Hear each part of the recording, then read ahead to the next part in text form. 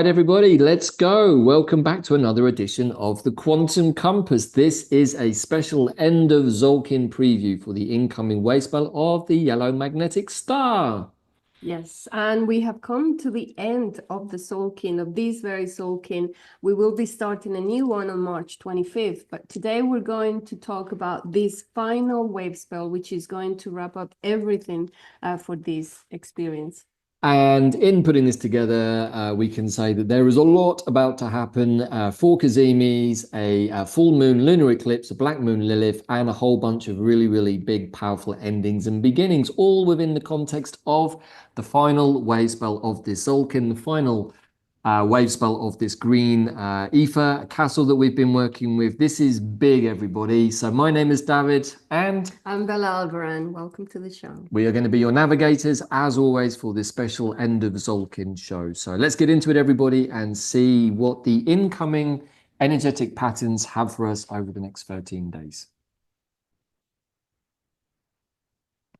Can we see that? Yeah. Good. So here we have the beautiful glyph of the yellow star. Before we go into the Wavespell, I want to remind everybody of how we're working with time waves. Everything, sound, light, everything moves in waves. And this is part of reconnecting ourselves to the natural flow and be in flow instead of exhaustion, be present instead of having too many distractions. That's why following a Wavespell requires a lot of presence day to day. This specific Wavespell we're going to jump on, the yellow star, is reminding us of our star origins and how we are here trying to reconnect to being this cosmic human that we are. And this frequency shift we have been experiencing, I'm sure many of you have been feeling it too, is the return to natural time. And it has been unfolding in spite of seeing so much chaos out there. It is happening, but it is mostly an inner journey where you are meant to clear all of your shadow and raise your vibration. It is a vibrational mission at the end of the day. We talked in the last episode about the biosphere and the geosphere and how we are now working with the noosphere. We are just finishing our immersion with the Blue Eagle, an amazing experience where we have been able to reconnect some of this part of the noosphere, where we become beacons of light. We've been working with 3 very important trees, the oak, the ash, and the yew, which have been showing us how by activating these 3 layers in ourselves, we become these pillars of stability in the middle of this chaos and transition process. And we also raise our conscious awareness and are more present during this period of time. Do you want to add anything about the noosphere process? Well, I mean, there's so much to talk about, and I see that you've referenced here's some of the important people: Sheldrake, Jung, Russell. You know, we're at this moment where the collective unified field of consciousness, both in terms of the human consciousness, the planetary consciousness, and the Christo or Christ grid consciousness, are all coming into a place of reintegration, re-remembrance, reactivation. And because it's all fractal, what is true for the trees is true for us, and thus is true for Mother Earth. And that is exactly what we've been experiencing in this Wavespell with the Blue Eagle and their teachings of the 3 trees. So this is all very much on point as far as I can see, Bella. And it's been a very important exercise of reconnecting to a unified mind and to unity consciousness, which is as being all together and joining Mother Earth and her grid. Also, it's making me think about something that we've been sharing too, which is this idea of artificial intelligence, or perhaps divine intelligence, or natural intelligence. So we're just throwing out these new sort of keywords to think about. What is natural intelligence or divine intelligence? How does it operate with or in opposition to artificial intelligence? These are the big questions of our time, and maybe the big questions moving forwards. And we're very excited to have different people around the globe following us and being part of the tribe and doing some of the immersions with us. We did an amazing work with reconnecting all of these, and I'm going to give you some more keys. If you want to be part of this planetary geomancy work that we are doing, you can also do it by following some of those activities. So here we are, that great cosmic family that is starting to work together as a network. And if you want to share with us which region of this planet Holon you're connecting from, you can put it on the comments below. But let me show you what we've been doing. And with the planetary geomancy, each of the glyphs is connected to a planet and a region. And also you can connect to this region or to this template through your chakra system. So let's say, for example, you're here in the region. Let me see if I can find my... Okay, here, if we are in the region of the dragon, for example, which is India, Middle East, even the Giza pyramid, which is a very important point in the ley lines, you connect through your throat chakra and you work with Neptune, trying to activate the higher nodes of what Neptune is. Let's say, for example, you're here in Patagonia. We do have one member of the tribe down in Patagonia at this moment. You work with the root chakra and Mercury, the higher nodes of Mercury and communication and everything else connected to that. If you are in the region of, West Australia and Asia Philippines, Pacific, yeah, Indonesia. it would be the wide wind glyph, and you connect to this region through your heart and work with the higher nodes of Uranus. Let's say you are here in Alaska.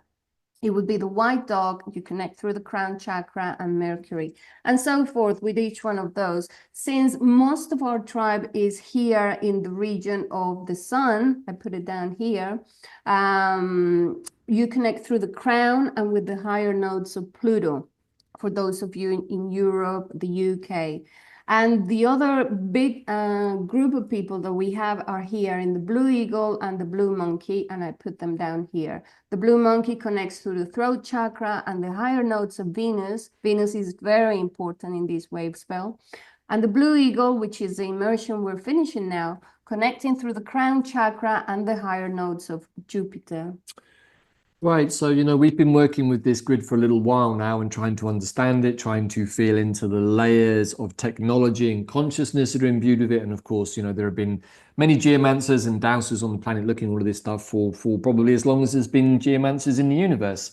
But what we can understand is that there is an interesting new overlay that allows us to work through this mind time code technology, which allows us to approach it in a different way. And we can immediately start to see some interesting things. Like, as Bella pointed out, there is a meeting point here of 4 different zones exactly on the point of the Giza pyramid, which of course is a huge nodal point on the planet, as indeed is its corollary on this side of the Atlantic, which is Teotihuacan. And there are many other pyramidal sites that are connected. These are the power generators, the big nodal point generators that hold the original blueprint grid, the Christo grid, the noosphere, planetary grid into place. And then there are many smaller tributaries.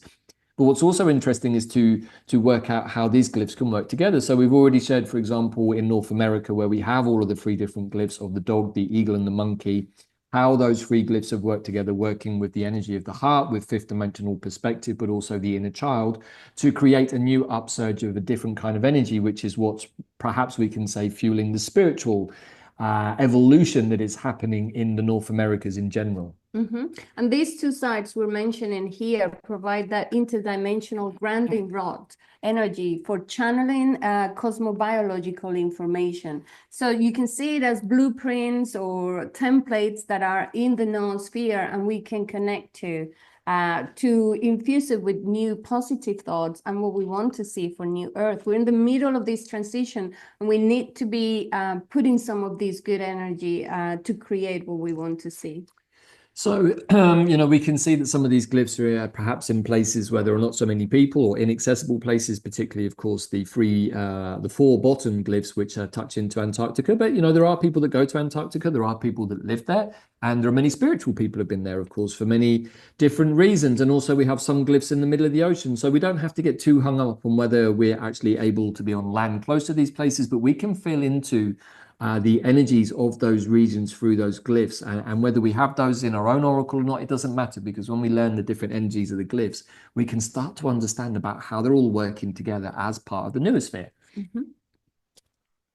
Good. So let's go back to the magic journey of the 13 moons. Just a reminder, we here work with the synchronization of a 13-moon calendar and a Tzolkin, which is a 260-day calendar. So we put them together. They have been realigned since 1987, and now we're coming back to another point that feels like a reset moment, and this is part of what we want to talk about now.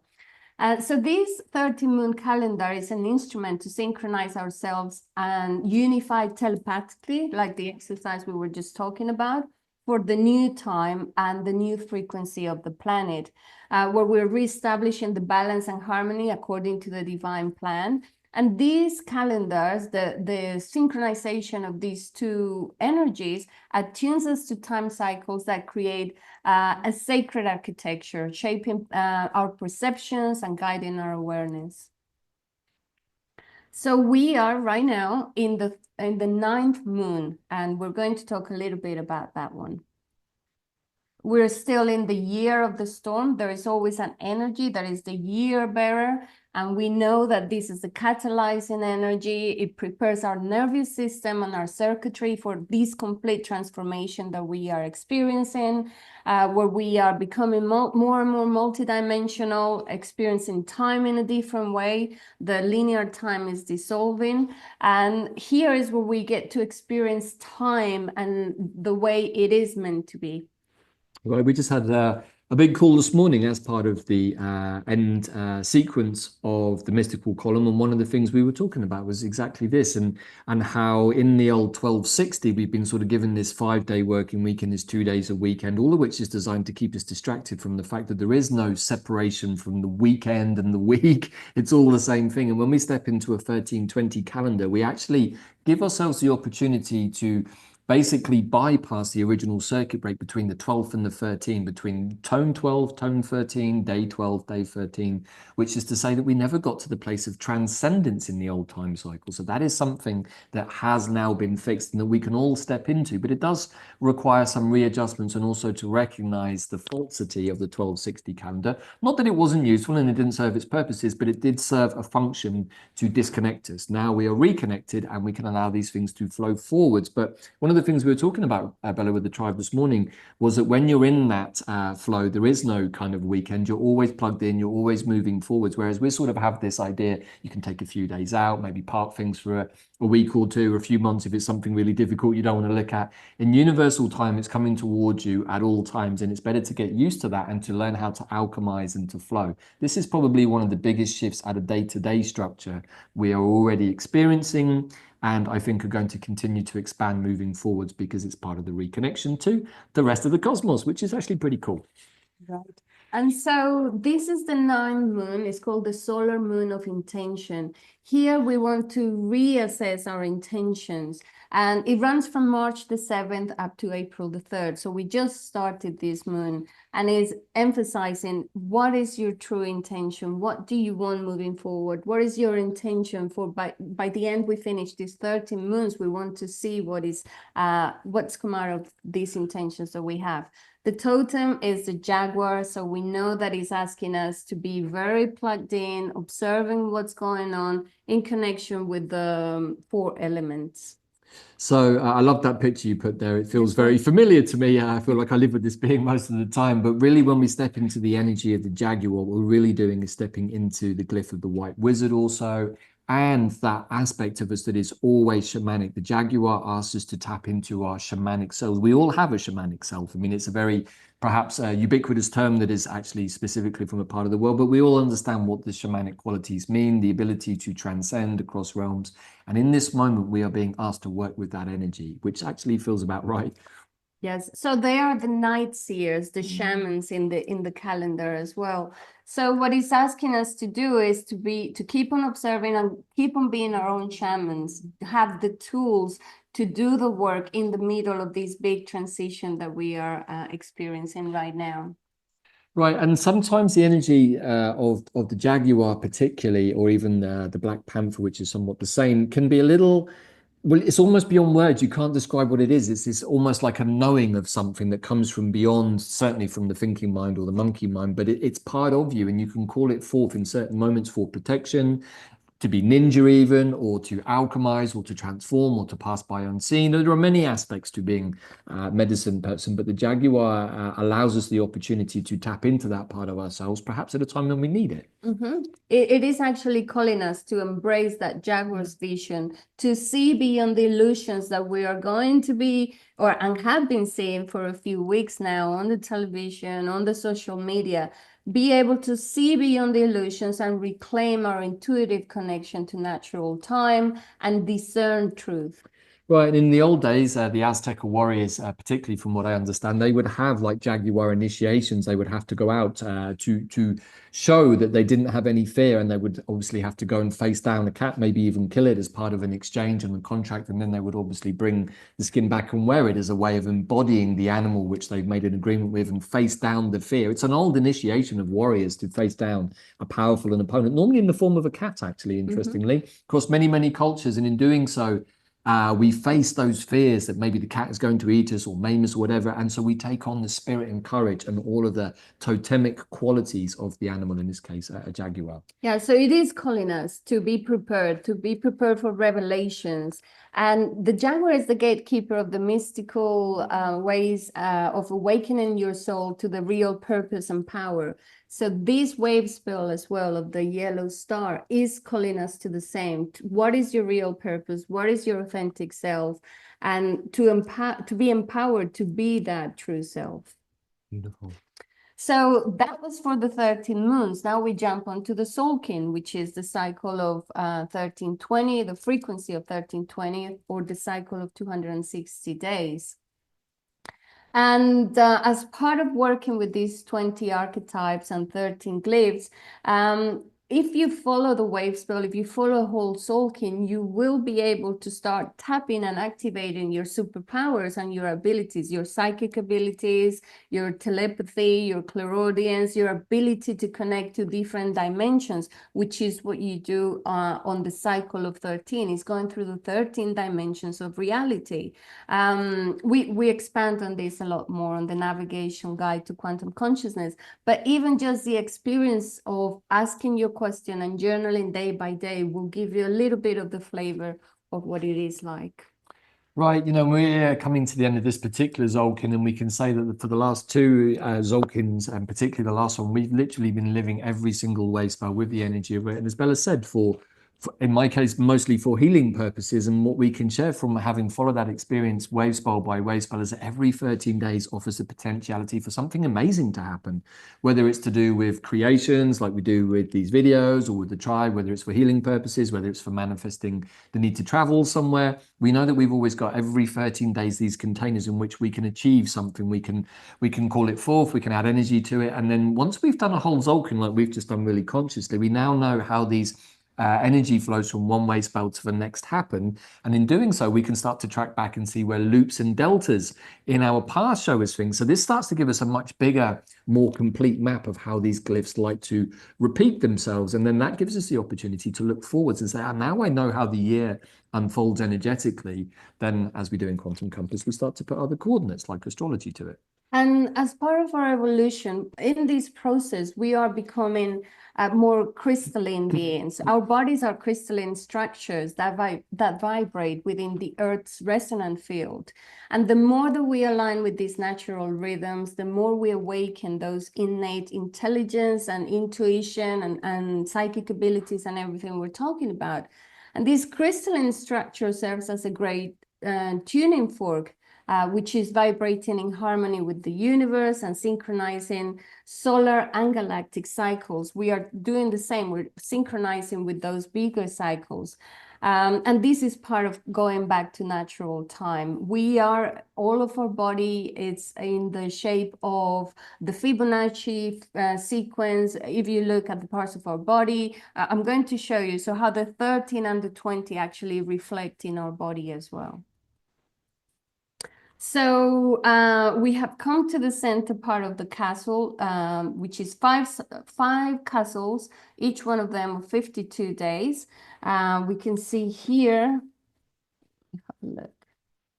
So we have done all of this cycle, and we've come here to the very last wave spell of this green castle, which is the ether castle. If we think about that, we went through the 4 other elements, and now we've come to the ether, and the very last one is asking us to integrate everything that we learned over this period of 260 days, and then be able to shine our light with the yellow star.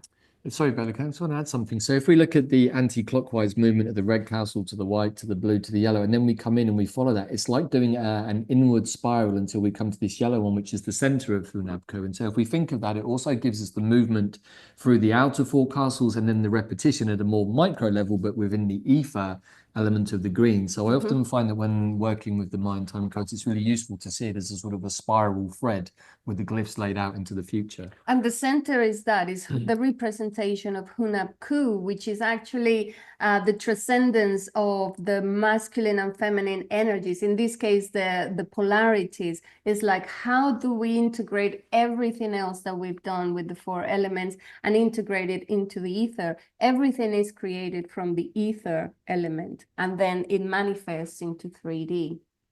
Here on the right, you can see the tomb of Pakal Bhutan, and it also has the 4 it's a representation, and the glyphs also are around that.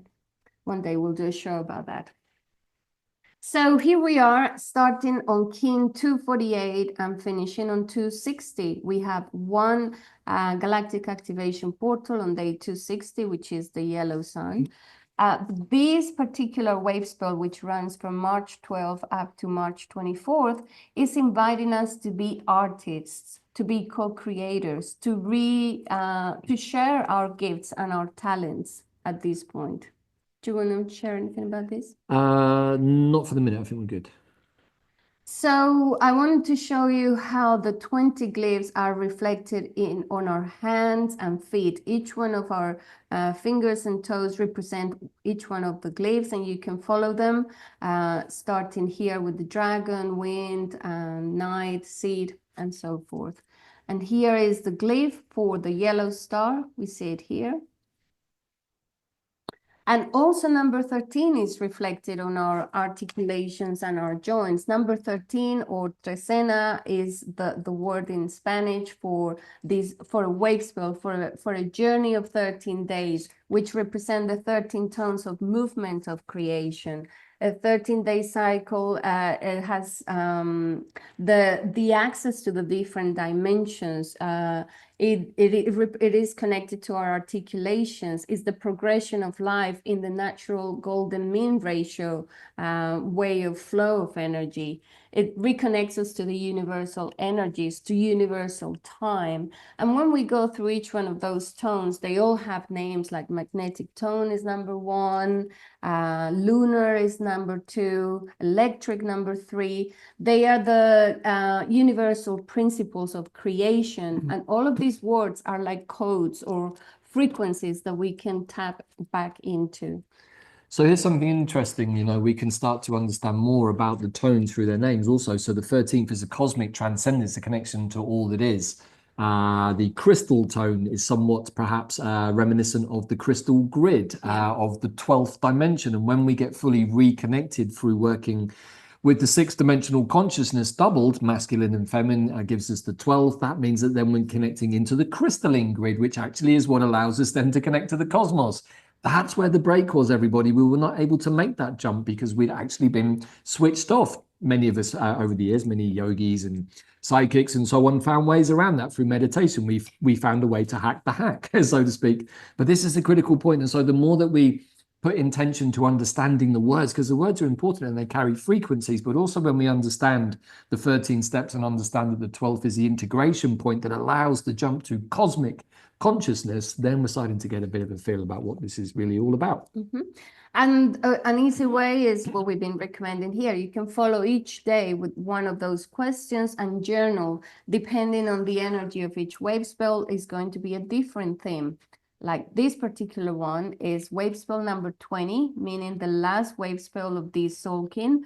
And it's all to do with creation, creativity, art is what it's inviting us to do, to reconnect with beauty, with harmony, with remembering we are star seeds, to embrace elegance, to express ourselves through creativity and art, using all of your gifts and talents, to expand in love. This is where Venus is very connected to this archetype and to this glyph. It's also about bringing more light into our lives. It's also a gateway to 5D, which is part of being in this green castle of ether, is a gateway to accessing more of the ether. It's also inviting us to be our authentic, true selves, and to remember we're also star beings, which are in the process of awakening and illumination. So I do feel that this is a very important wave spell for the collective, where they are going to have a lot of this energy of illumination. And here we want to remind all of you to awaken your sparkle and become a guiding light. Wow. Yeah, it's a really beautiful wave spell.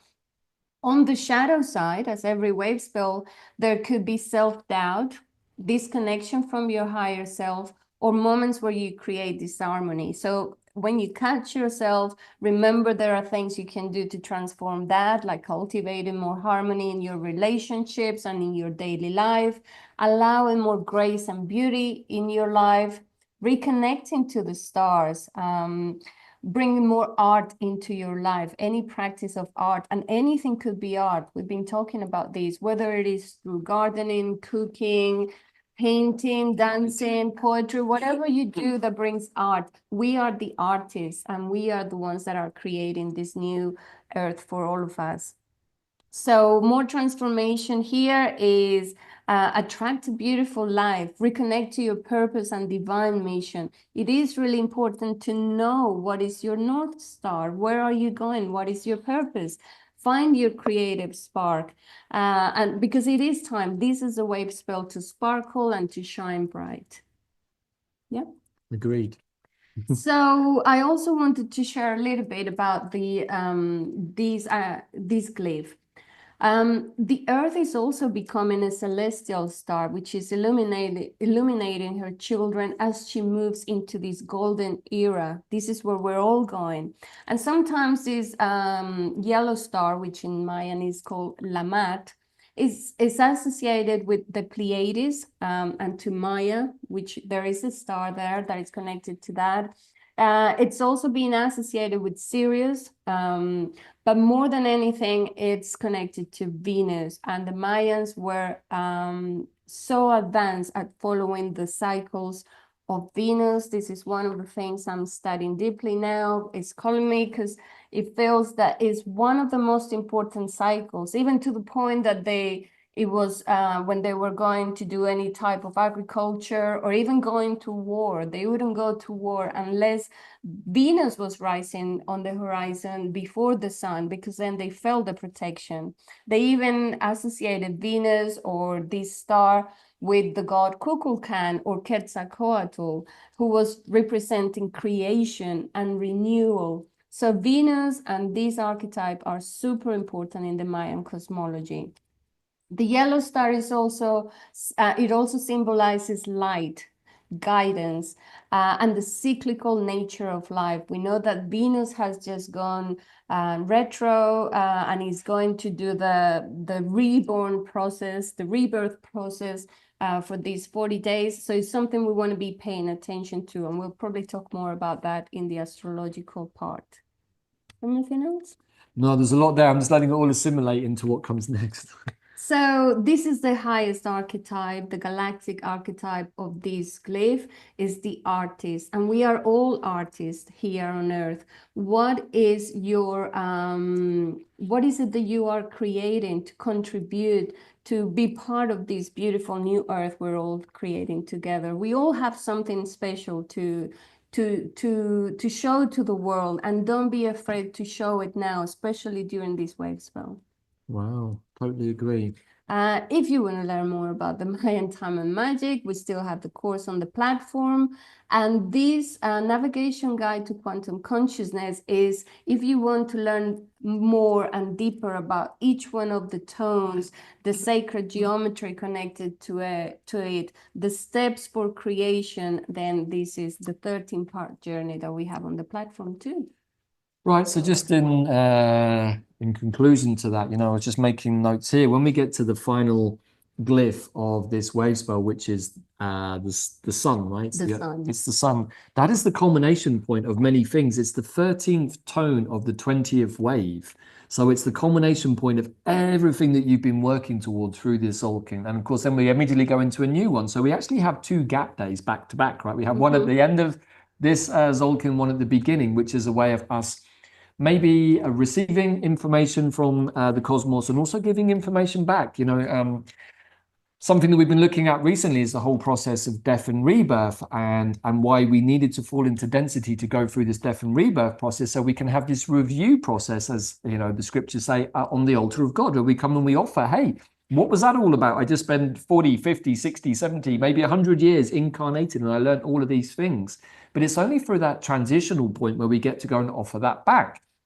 Well, we can say perhaps that from one Tzolkin to another, it's a bit like a New Year's Eve. We can say in the Gregorian calendar, we give ourselves the opportunity to start afresh and not to do like we do in the West and make a New Year's Day resolution that you're going to be fit and healthy and you're not going to touch anything ever again that gives you a headache, and you're going to eat healthy food, which you do for about a week, and then you realize you can't keep it up and you fall back into your old habits. Those are the old ways, and that calendar actually kind of encourages us to be a bit like that. However, with this one, we can see that we're coming to this huge culmination point, that it's not just the end of this Tzolkin, but as we get into this astrology, we can see it's the end of many things. And when there's the end of something, there can be some sense of loss or maybe even grief or something going away from you. And if we allow ourselves to get too caught into that energy, what we actually do is stop ourselves to be able to receive the incoming energy, which is the beginning, which is the exciting part. There's the death and the rebirth process. It doesn't mean that we necessarily literally have to die, but maybe some part of us needs to die at the end of each Tzolkin after we have done our 260-day process. Maybe there's some part of us that it no longer exists. Maybe we've had a transformational moment and we've evolved to the higher aspects of our DNA and our soul's journey. So I find that super interesting, Bella. And of course, time is art, I think. Yeah, it is the summary of it all. Time is art, and we've come to be artists and create beauty and create harmony and balance. And we're super impressed with this Wavespell because it has everything. It has eclipse season, it has the equinox, it has 4 Kazimis, which you covered with Leslie in the other call.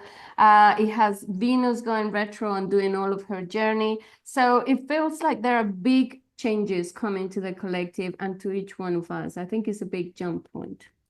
Right, so here, as always, I've just put together the overview slide just to, you can take snapshots of this because there is a lot, and I even had to map it out several times to make sure that I didn't have it incorrect, and even then occasionally gremlins keep creeping, but I think I've got this in the correct order. So what is really interesting about this is the sequence of events in this final wave spell at the end of this Tzolkin with all the things we've talked about. So there's multiple layers for us to plug into, which is a lot of what this last Wavespell has been about, particularly with the Blue Eagle being more 5th dimensional, non-dual, but also within the context of the 3 trees that we've been working with, who offer these portal points within ourselves with which to access these things. Now, that's a lot of what we've been sharing through various courses and calls on QPW, but to bring it into the place of what to share here on YouTube, well, we start this 13-day cycle with another big Kazemi. We have a Saturn Kazemi, which is happening at 22 degrees and 5 minutes of Pisces. And I put here the UTC time, so you'll have to make adjustments yourself. So it happens mid-morning. And what that suggests to us is that we're starting this wave spell of the end by basically Saturn going through a death and rebirth process. And every single Kazemi is a death and rebirth process for that planet. So we have 4 planets going through a death and rebirth process in the final degrees of Pisces, which is the end. Yeah. And then some of it's moving into Aries, which is the beginning, and then it retros back. So we have another little ending in the beginning. So endings and beginnings, this is the ending of the endings and beginnings. How long they're going to last for, we're not sure, but we know from the planetary movements of particularly Neptune that it has a very slow movement anyway, and it does move into Aries at the end of March, just a few days after this Tzolkin finishes, and also after a few other bits and pieces astrologically. It then moves into Aries, which we can say is a new reset, perhaps I would suggest from a higher octave of the self, having just been through this profound experience in Pisces of understanding that we are all interconnected, we are all one, there is no disconnection. So what does Saturn have to say about this? Well, Saturn is the guy that was holding all of that together. He was the one holding the old time code, holding the old structure of the old paradigm of the matrix, all of which is rapidly disintegrating around us. Holding the old system. Holding the old system. Mm-hmm. Now, we've talked about this a lot and often at Saturn's expense, but he's retiring. He wants to be grandfather now, and he's willing to hand the reins back over to, well, we can say the cosmos, because perhaps poor old chap needs a break. So we can look at this humorously, but we start this Wavespell with the understanding that the structure of our reality and time is about to be imploded and exploded so that we can go into a rebirth process. Now, some people might find that super scary. People generally don't like change, particularly if they've managed to somehow shield themselves from change. And Buddhism actually talks a lot about this as being one of the major things we have to overcome in terms of our fears, the fear of change. Now, we know in Western society, particularly, we've been programmed a certain way to not want to have change, mainly because the system doesn't want us to change. That is, I think, what is about to be exploded. So it's a very combustive, we can say, beginning to this wave spell. That's the first of the four. And we can say energetically, it feels a bit like a bam. Wow. Okay. What happened there? We then go into just literally a couple of days later on day 3, March the 14th. Depends a little bit, I think, on where you, no, in fact, I think everyone will be having this on the morning of the 14th. We have a full blood moon lunar eclipse at 23 degrees of Virgo, which of course means that the sun is on the opposite side at 23 degrees of Pisces. So this is where all of the action is happening. It's a lunar eclipse. So when we have eclipses, particularly when it should be a full moon, whatever it was that we put into the mix on the new moon normally should come to some sort of illumination manifestation on a full moon. But with an eclipse, that doesn't happen. It gets kicked down the road for 6 months. So we have to wait 6 months to see what it was that we intended to manifest on the full moon. Even up to a year. Even up to a year. Now, that's okay. Sometimes it can be kind of awkward. I've learned not to put too many big intentions into full moon or new moons that are going to have a full moon eclipse if I don't want it to get kicked too far down the road. However, often what I've seen is that these eclipses happen at very, very powerful moments where you don't really have any choice but to work with that energy.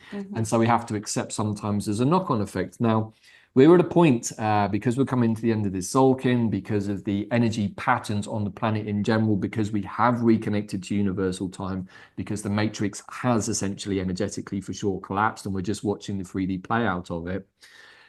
We don't really want to sit and wait 6 months for disclosures. Tapping into the collective energy, there is a sense of forward momentum, changes upon us. We want to keep flowing with it. And humans don't like that because sometimes you want to take a time out and say, I don't like this. I'm not enjoying this experience. It doesn't matter because we're into a healing process now. And the more that we put off the healing process, all that really happens is that we're just inflicting more pain and suffering on ourselves. True. So we have this full blood moon lunar eclipse in Virgo, and of course Virgo is the sign of healing and is also the sign of things like plant medicine and flower essences and all of these beautiful alternatives to the more Western style of medication, which we've talked about many times. So we have this happening at 6:54 UTC, and then lo and behold, at 28 degrees of Libra, we have one of our little black moon Lilith flashpoints where the true black moon Lilith and the mean black moon Lilith come into a conjunction point, which I did pull up the chart and will show you. And they offer us basically like another mini eclipse portal, we can say. So that happens just a few hours after this eclipse, which gives us almost like an instant boomerang effect, which bypasses the eclipse effect on the full moon. So we can still receive the energy of the full moon, but through the reflected black moon. So I'll leave it there, something for you to think about, but we have a very strong compression point of literally 2.5 hours. So that full moon manifestation of our new moon intentions, which was also in Pisces, of course, at 9 degrees of Pisces, can come to fruition. Work with that how you will. But what's also interesting is that there is a quincunx, which is a 100 and, let me get this right, 150 degree angle, which is kind of a weird one because it's normally across elements. So This black moon Lilith is happening in the quincunx of the North Node and Neptune at the latter degrees of Pisces. We can see that the angles are almost exactly the same. So we've also got this kind of ability to work with this energy, but also understand that maybe it's going to feel a little uncomfortable, because a quincunx normally feels a little uncomfortable because the energies are not super integrated. Okay, and because this is North Node, because this is Neptune, because this is Pisces, it suggests to me that what can come up as the manifestation of healing, but it could feel uncomfortable, but is necessary for us as the collective Pisces, again, North Node moving forwards for a more unified future. And that critical degree of 29 of Pisces is the end for many things in the world. Yeah. So we will see the big changes and the big finale. Right, the big finale. So if you weren't sure about that, well, then we have a Neptune Cazimi just a few days later to absolutely make sure that we've got this one nailed down. And again, thinking about Neptune at the anaretic degree of Pisces, thinking about the watery nature of Pisces, thinking about its connection to illusion, delusion, substances, spirituality, medications, all of these things. To me, it's very clear what the Neptune Cazimi is really going to be all about. We've talked about it before, and for those of you who've been paying attention, it's very much about the releasing of the illusion, the final breaking down of the veil, but also the uplift, and the uncomfortable part is the releasing of toxins, poisons, things that we have taken on board consciously, unconsciously, with permission, sometimes without permission, into our systems that have made us generally, as a population, sick. I don't think it's too much of a stretch to say that most of humanity is in some form of sickness, certainly in a spiritual sickness. And if we want to progress to being physical even, and that's even before 2020, I would suggest that there were many countries in the West going through spiritual crises, but also health crises. If we want to be multidimensional, embodied New Earth citizens, that doesn't really fit the profile, and it certainly doesn't fit the frequency. So Neptune is here as part of the second wave. We get this big bam, and then we get a bam, bam, bam, with three Cazimis in very, very short space of time. But then it feels like the reset moment starts to kick in, because it's not only the beginning of the astrological year, but also the beginning of the new Tzolkin, and blessed with the Venus Cazimi. So it feels like then the yellow star kicks in to give us the blessings of what's to come. So that's really important. So we have these first 8 days up to the day of integration of the Blue Eagle, which of course is asking us to remain in that 5D Eagle's Perch perspective, not get polarized or pulled apart or divided, but to understand everything that is being revealed is for the highest good of everybody. And that's why for those of us who can be Blue Eagle and 5D, that we need to hold that space, because a lot of the population are not even aware of something called duality, let alone how to work with it. So these are the things that we need to hold in our awareness. But then the energy shifts, and we shift from the end of Pisces into Aries, which is why we have the Aries Equinox, of course, which happens on March the 20th. And here again is the timing UTC.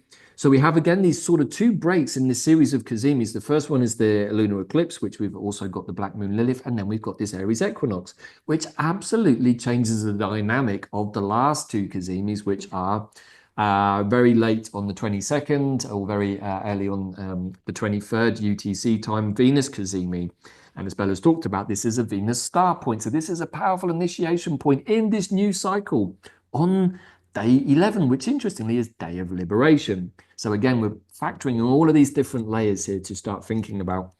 And then what is really beautiful is that on the final day of this Tzolkin and this Wavespell at 4 degrees and 25 of Aries, we have a Mercury Cazimi. So we have these changes of energy from the heart, and then the messenger of God, we can say, what is it that my heart wants to share as a message? What is it that the heart consciousness of the planet wants to share as a message to us, or our collective heart consciousness? It's a really, really powerful set of dynamics that we've got going on here, right? Mm-hmm. So we're basically just explained all of the next slides with that overview. But for those of you who like the reference points, I've included the charts here. We have, first of all, day 1, the 12th of March, the Sun conjunct Saturn, otherwise known as a Cazimi. We have the times, and we have the all of the different bits and pieces here. We can see it really is rack and stack in Pisces. So the energy of this moment is telling us like to get ready for this process of endings and beginnings, and not to be afraid of the ending or to be afraid of the beginning. You know what I love? That in the last few shows, we talked about the Jeshua Cazimi, which was really big. and it felt like it was given the codes of the Christ consciousness to move them forward, to go into the new cycle. So the sun has been talking to to Jeshua, and then he came to talk to all of these. Now it's giving the instructions to Saturn, and it will continue then with Neptune, then with Venus, and with Mercury. It's like giving the new set of codes for this new Right. time. Which is why, you know, if you haven't already watched the special edition of the Cosmic History Codes that myself and Leslie did, looking at these Cazimi points and the fixed stars they're bringing up, I highly recommend doing that. Yeah. Way too much information to include here. Yeah. They're meant to be separate, but the two are meant to work in harmony because all of these energies are available. And if you watch that show and you see the different fixed stars that are in these last degrees of Pisces and early part of Aries getting hit, it tells another layer of the story, both for the individual, if your stars are getting activated by some of this, or indeed the collective, and we can put our attention either way. What's also interesting is this long-standing sextile between Saturn and Uranus is still going on. Uranus over here at 23 degrees of Taurus, which lends some level of harmonious unpredictability to the situation. It's like, yes, unexpected things could come up, but it's a sextile, so this is a beneficial aspect, and it would suggest that even if something unexpected comes up, go with it. You know, it's part of God's plan. This is all part of the divine plan. We're all part of the divine plan.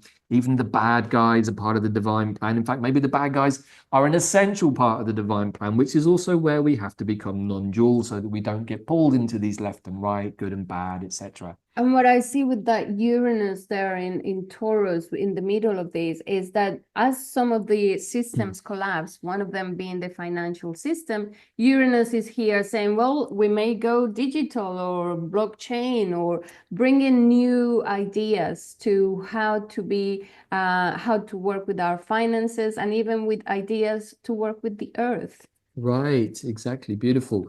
So then the second chart is the Sun conjunct Neptune at the 19th of March, Neptune, because I mean, bearing in mind all of these placements are all very close to each other, so they're all triggering each other really all simultaneously. And so we're drilling down to the more minutiae of the moments of exactitude to show where these punctuated points are. But we can see that the Sun is, you know, hitting Saturn, is hitting the North Node as well. I didn't include the North Node here with the Sun because there are different systems, and every time I've looked at it, I've got slightly different dates and answers as to when the Sun conjuncts the North Node, depending on which astrological system you're hitting. But what we can say is that the Sun is very much hitting our collective future in this period. But that's all through the filter of the end of Pisces with Saturn and with Neptune. And of course, we've already had some of the experiences with Mercury and Venus already passing through this way, kind of laying the trail, we can say. So here on the right, we have that chart for those of you that want to look into it. Many, many more things to say, but hopefully by now you know that we just pick out a few things, and the charts you can play around with yourself for those of you who are into these things. So let's move on.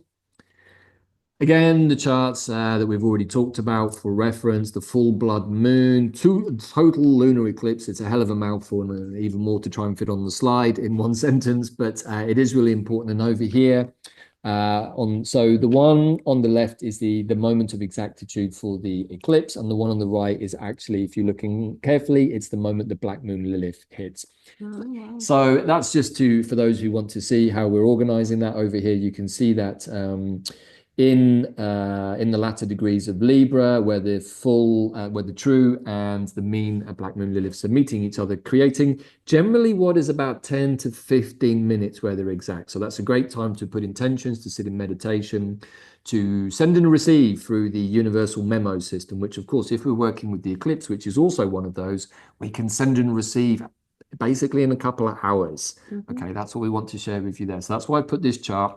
The two charts are actually más o menos much the same, but just that little bit of difference for the black moon Lilith. So anything you want to say, Bob? Yeah, a big focus on health, because it is the health axis. So working with plants, working with our body, changing our diets, maybe paying attention to our routine, and not leaving behind the spiritual aspect of our well-being as well.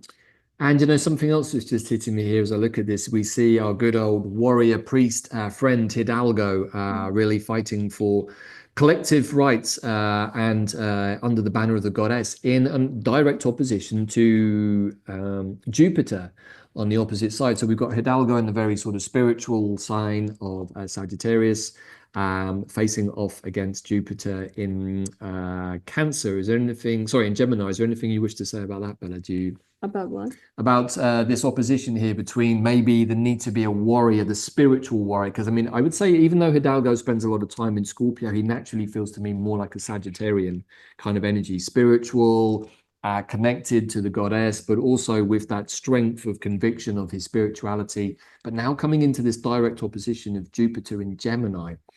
So well, more than anything, I like to speak about that in with regards to the Venus star point. Okay. Because Venus went all the way to 10 degrees in Aries and now it's coming back. So it started the retrograde process on March the 2nd, but it's calling us to be pioneers, to be courageous, to what is it that we're going to create? So you went all the way to 10th of Aries and now it's coming back to have that Cassimi and to inform everybody. It's like the goddess energy or the feminine energy went all the way there, like checking the path, and then it's coming back to tell people, okay, what are we going to do now moving forward? Interesting. And I'm just again reflecting on Jupiter in Gemini, we could understand that's the expansion of two choices. Gemini is often about this way, that way, bifurcation. And how are you making those choices? Are you making them from a body medicine point of view? What feels right to you from your heart consciousness, your Christ consciousness, your multidimensional consciousness? Or are you making a decision based on something that's being given to you from somewhere else? Again, this is all the energy of Pisces, illusion, delusion. Are you feeling what is true and authentic for you, which is perhaps more of a Taurian or Virgo connection to the earth? Or are you believing something that is being projected at you? And of course, when we think about water, it often has this slightly distorted effect. And when we're underneath the water, where we go to put our hand is not always exactly where the thing we're trying to pick up is. There's a slight, it's the effect of being in water. And Pisces is very much about seeing something, but not exactly how it is. So I think that perhaps we're being given this opportunity to look at two choices with all of this energy in Pisces, throwing up the potentiality, and maybe even one showing us one pathway and one truth and the other one an alternative. Maybe we might even get offered some alternatives, maybe even to do with healthcare moving forward. Are we going to take a natural intelligence, divine intelligence pathway, plant intelligence, or are we going to perhaps take a more artificial nanotechnology intelligence? And if so, why? What are the choices we're making? Are they going to be made out of fear? Are they going to be made out of believing somebody else's information they've given you? Are they going to be perhaps made out of your own experiences in this life and saying, I don't know, I went down this path before and I didn't feel so good afterwards. Maybe I'm going to make a different choice this time. So that's with the energy of Hidalgo. He gives us the strength of courage and bravery and to say, I'm going to make a different choice now. We're going to move forward in a different way. So lots of things to reflect on. And as we move forwards, we come to something even more exciting. It just keeps getting bigger. So this is the Aries Equinox, otherwise known as Ostara, which of course, Ostara is the pagan name for spring equinox in the Northern Hemisphere. And of course, everything is reversed with our brothers and sisters down under. But just going to concentrate in the flow here at the moment because this is where we're based. And this name is interesting. I just include it here for some reference and perhaps for those of you to deep dive if you wish to. But the name comes, most people think, from the Anglo-Saxon goddess Ostra, but this also sounds a little bit like Ishtar, Estra, Ishtar. So again, we're getting this yellow star. Yellow star, yes, exactly, or even Lone Star. There are many aspects about all of this we can understand, and perhaps what we're really getting here is the energy of the moment of the goddess of renewal of spring. We've been doing a lot of work with Celtic deities recently, particularly Manan and Maclear. And some people actually believe that this name, Ustra, comes from a local Celtic goddess based in the southeast of England, in County Kent. So, these are bits and pieces of threads that we can start to feel into ourselves, and we're just sharing them with you because maybe they resonate. But really, what is the energy of Equinox or Ostara? It's a point where day and night are equal in length, as indeed they are in the Capricorn equinox later in the year. So what do we understand about this? It's a point where we're, for a brief moment, completely in balance between night and day, light and dark. It's a powerful, pivotal moment with which to initiate things. So a time of new beginnings and seed planting, which is really great if we're planting seeds with our star cells, our star energy. but also from a place of renewed truth about ourselves. Maybe some facades have fallen away about ourselves, about our reality, about partnerships, about our communities. Maybe we're seeing things differently. Maybe we're seeing truth in a new way for the first time. So we have this great potential now to really enter into that space and perhaps ask ourselves a question. Do I want to live in denial? Do I want to live with the illusion that maybe I'm 100% fit and healthy person? Maybe the choices I made in my life have had no effect on me. Maybe the choices other people have given me that I've accepted have had no effect on me. Maybe this is a moment to let go of those things and say, hey, maybe I really do need to check in with my health, check in with how certain things in my body are feeling the way that they do, and give ourselves the opportunity of a death and rebirth moment to say, no more, enough. I want to move forward in a different way with complete honesty. What have we been calling it? Hyper accountability, radical authenticity, radical honesty. Not with anyone outside, just with you inside. Have that radical honesty with yourself. Because in doing so, the revelations and the masks can come forth, or the masks can fall off and the revelations will come rather. So this is how I see the Aries equinox. Is there anything you wish to add? With what you were saying about accountability and responsibility, first of all, there needs to be acceptance on what's happened, accepting yourself and the decisions you've made, and so that you can move forward to the changes you want to invite into your life.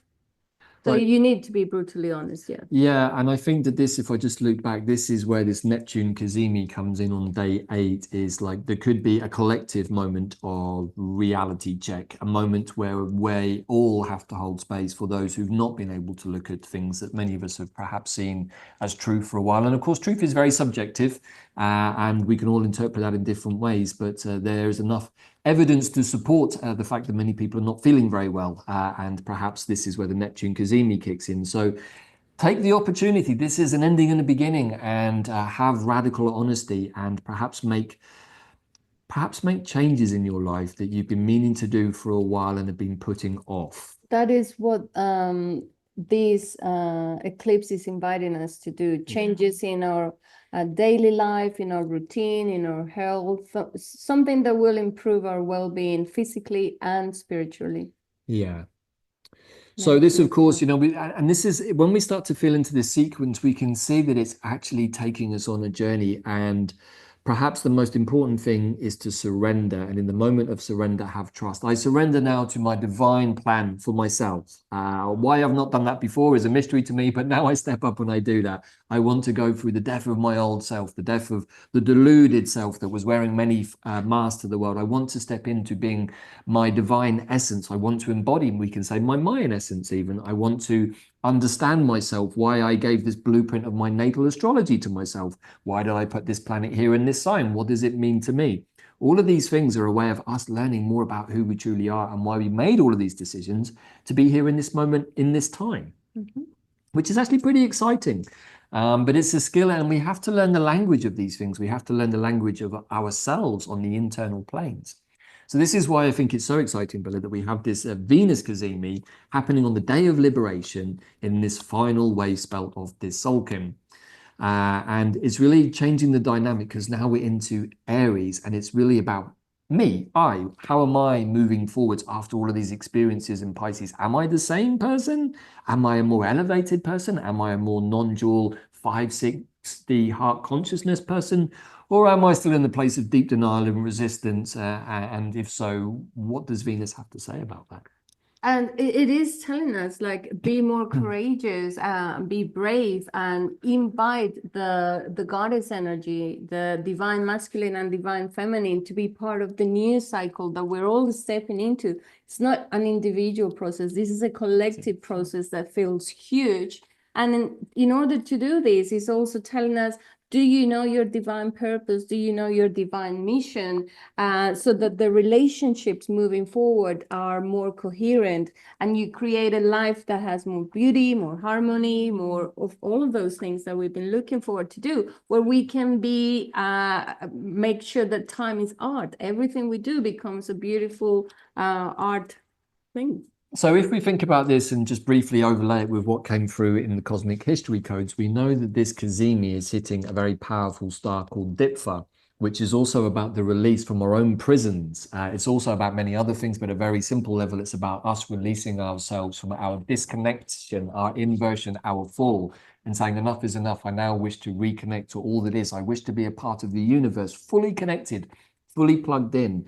And I'm doing that because I love myself enough to be the embodiment of time is art and the Venusian energy that this Venus star point gives us. And this star Diptha is being hit by both this Venus cazimi and the Mercury cazimi. And it also carries the totemic energy of the lucky whale star, which is also very interesting. And I'll leave you to go and watch the rest of that video. But it also is very interesting because it's connected to the Dragon Nation.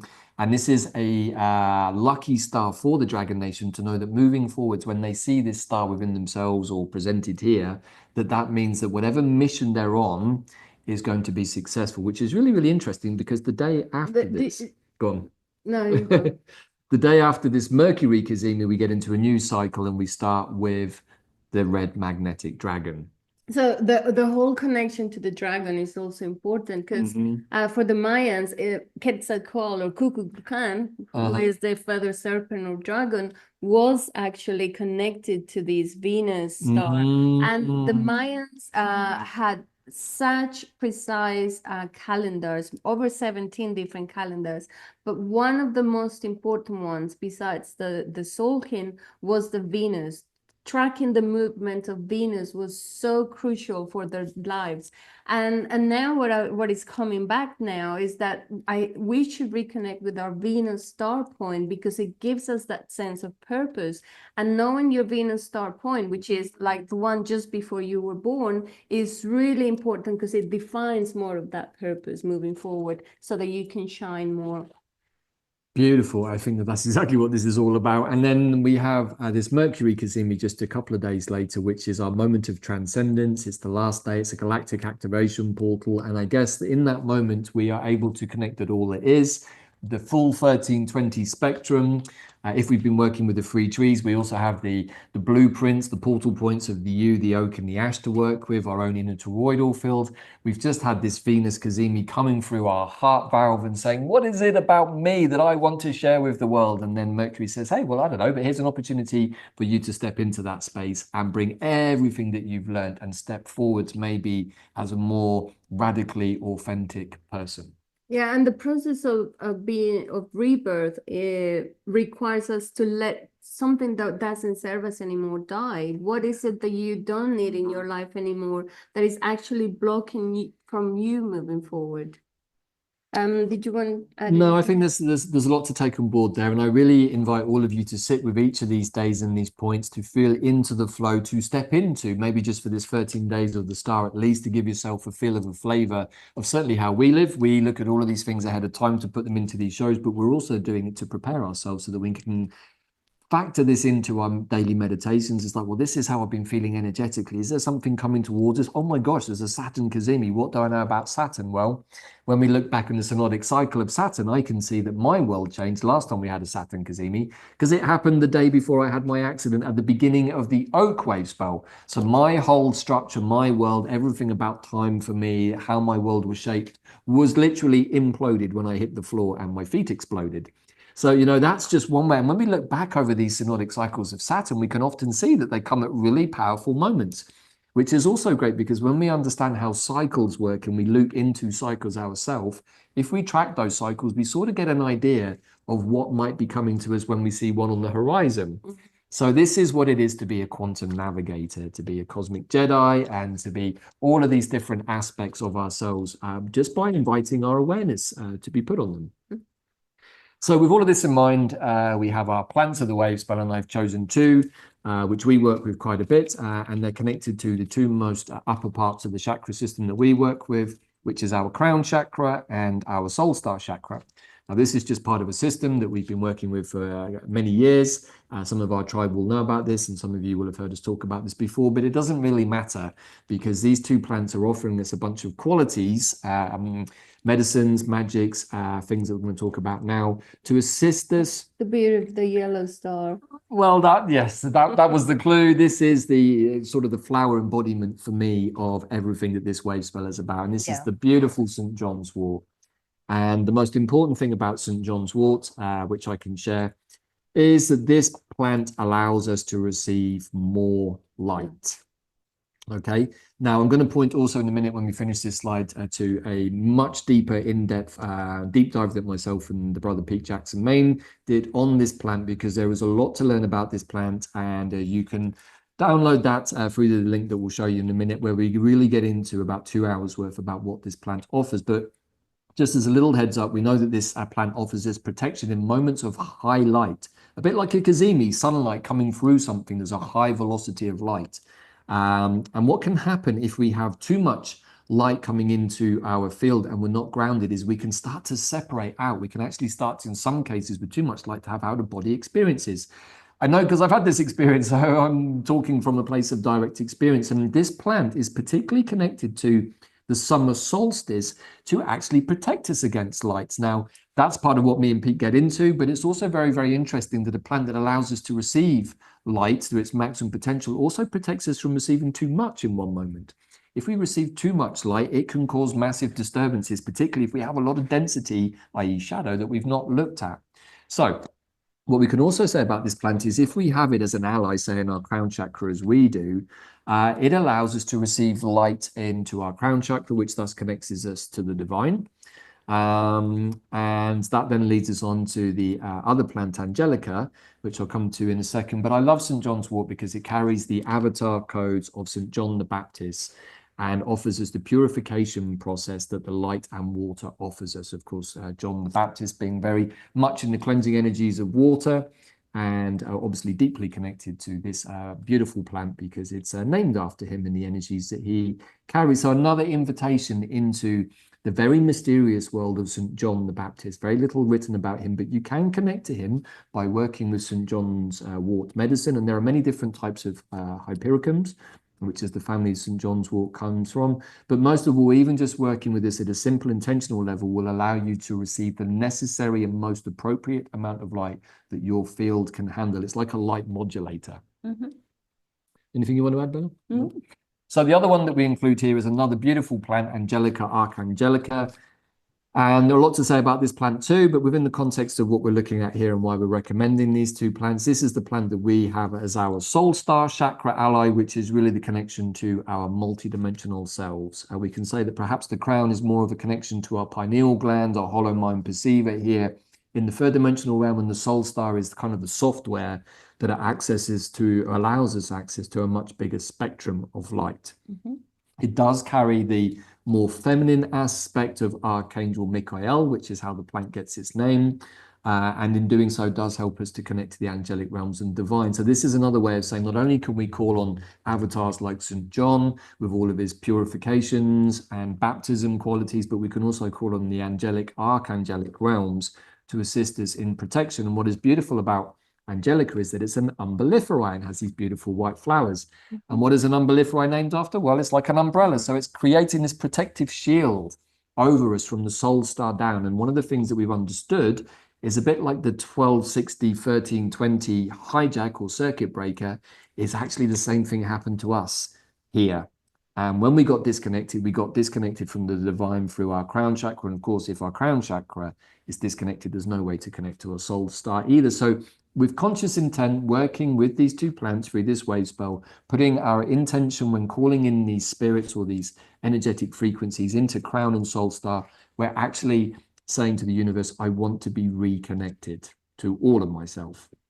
Interestingly, Angelica is aligned with the sun and the element of fire and is sacred to Venus. So there are some more surprise. So busted. Those are the reasons that this plant got included along with a few others. And of course, as I said, it connects us to the soul star chakra and our direct conduit to the universe. So I think that's really it for this.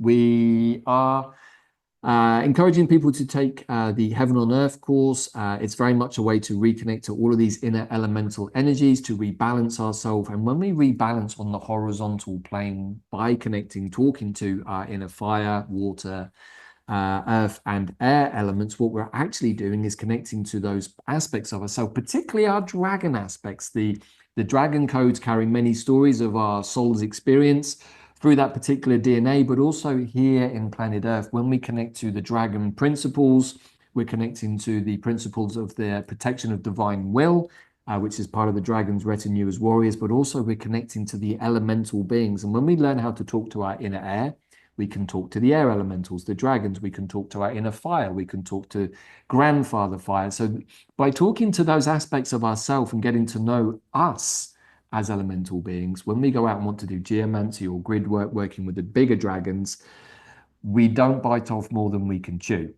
If we try to do this work and we're unbalanced, well, when we do sacred work in an unbalanced place because we haven't taken the time to align ourselves and get coherent, generally cause and effect says whatever is going to come out is probably going to come out a little bit the same way. So this is just a way of reminding all of us that we can all do these powerful works, but we have to have radical honesty with ourselves. Am I in good shape? Am I meant to be going out and doing this? Do I need to have a look at my own grid work, my own dragons first?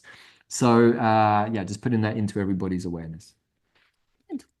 So yeah, let's just bring up the share screen a second and perhaps just with this one. Yeah. So I just quickly wanted to put this into everybody's awareness. There are a couple of special deep dives that myself and Pete did in our Quantum Plant Alchemy, a website underneath the plant transmissions. They're very, very affordable, just $13 to access these videos, and you can watch them as many times as you want. There is one there also on the vein, and we hope to add more in the future. But when we did the St. John's Wort, so much information came through, as it always does, and indeed it has done all of the immersions, because really those are what we would call transmissions. And with the collective plant wisdom that myself and Pete have gathered over the years, there's always, even by the end of the videos, there's information that we didn't know that has come through. And this one with St. John's Wort is very good in that regard. So for those of you that want to tap into that plant a bit more, please do check that out. But that is really it today. I think Bella. that was a lot. It's a lot. Yeah, we've been in full download mode for quite a while now. We've been holding space for 13 days with the free trees, the yew, the oak, the ash, and of course the blue eagle, which is really, really special energy. But what we can say is that when we are in the flow and follow these patterns, we have just set ourselves up beautifully to deal with all of the things, the potential challenges, but also the potential opportunities that are coming towards us, because we're centered, we're grounded, we're in the flow, we're observing synchronicities happening, and most of all, we understand that this is where our higher self wanted us to be. And if we're just paying attention, maybe there's more that our higher self wants to show us. Yeah, so we're going to leave this show there. And just a reminder, it's time to shine, time to show your light to the others, time to be who you truly are. And this is the perfect opportunity to bring all of those things into place. Right, and if any of you are watching this and still want to learn more about Mayan time or haven't yet jumped into our Mayan glyph hunt, we had a little bit of a pause on that whilst we were doing the free trees, the immersion, but actually what we're really doing is working with the 131, 132 glyphs. We reached the tipping point. We were actually working with that energy in the collective field of the free trees. So we'll be sharing more on that, and we'll be going back to our regular Sunday calls. But if you're hearing this and thinking, oh my gosh, what are these guys talking about? I want to learn more.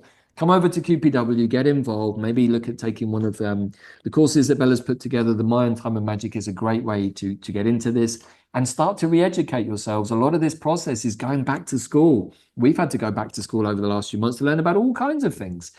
Yeah. I think what the yellow star is also showing us, and the Venus, Cassimi, and Venus star point, is self-love. Do you love yourself enough to give time to yourself, to keep on learning, to keep on researching, to keep on making every day count, and to make sure that your well-being is put first? Alrighty, so that is it for this very, very special edition of the Quantum Compass. We really hope that you've received all of the information that we've shared. We do know that it's a lot, and if you watch the other show with Leslie, it's even more again. But if you're able to hold all of these, you'll understand that you have a profound map of yourself, how you interact with this moment, and what this moment is offering us, because it does feel very much like endings and beginnings. And perhaps this is an ending that we should all be happy about, an ending of the old system and the beginning of a new one, but it's not a passive activity. We have to step into our new beginning ourselves with hyper accountability, radical honesty, and radical authenticity. And why wouldn't we want to be the most authentic version of ourselves? This is our opportunity to let go of the programming, the illnesses, all of the things that don't serve us anymore, and say, I just want to be the best that I can be with all of my love and heart energy. And I just want to share that with the world and be a mobile nodal point of light. So if you, yeah, go on. Happy end of this Tzolkin, and we'll see you again for the beginning of a new one. And we hope to see many of you again then soon. In Lakesh, everybody. See you all again very soon. Bye for now.